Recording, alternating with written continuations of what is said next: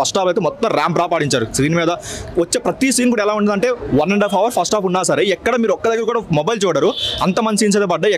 Peak acting అని చెప్పొచ్చు. ఏమన్నా సినిమా రఫ్ ఆడించాడు, తగల పెట్టేశాడని చెప్పొచ్చు.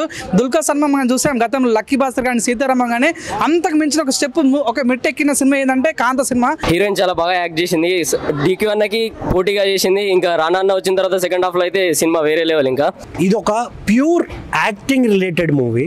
ఈ సినిమాలో కుమ్మేశాడు అసలు, చాలా అంటే చాలా బాగా మెయింటైన్ చేయడము, చిన్న పాయింట్ని కూడా చాలా క్లారిటీగా చెప్పడము, మెయిన్ లీడ్స్ వాళ్ళ యాక్టింగ్ కానీ దుల్కర్ గారు అయితే జీవించేశారండి.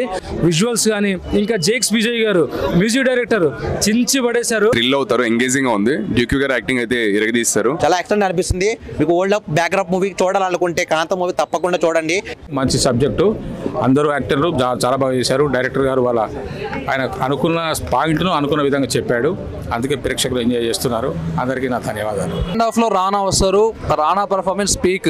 సెకండ్ హాఫ్ మొత్తం బీజిఎం, ఒక్కొక్కరు యాక్టర్స్ యొక్క యాక్టింగ్, కథ, స్క్రీన్ ప్లే, స్టోరీ వెళ్ళడం కానీ ఒక ఫ్లో అన్ని పీక్స్ ఉన్నాయి.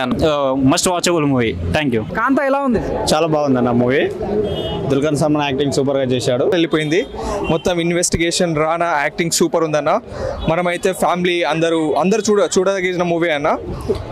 అందరూ డ్రామా అండ్ అన్ని బైజియం కానీ సాంగ్స్ కానీ అన్ని బాగున్నాయి అన్న.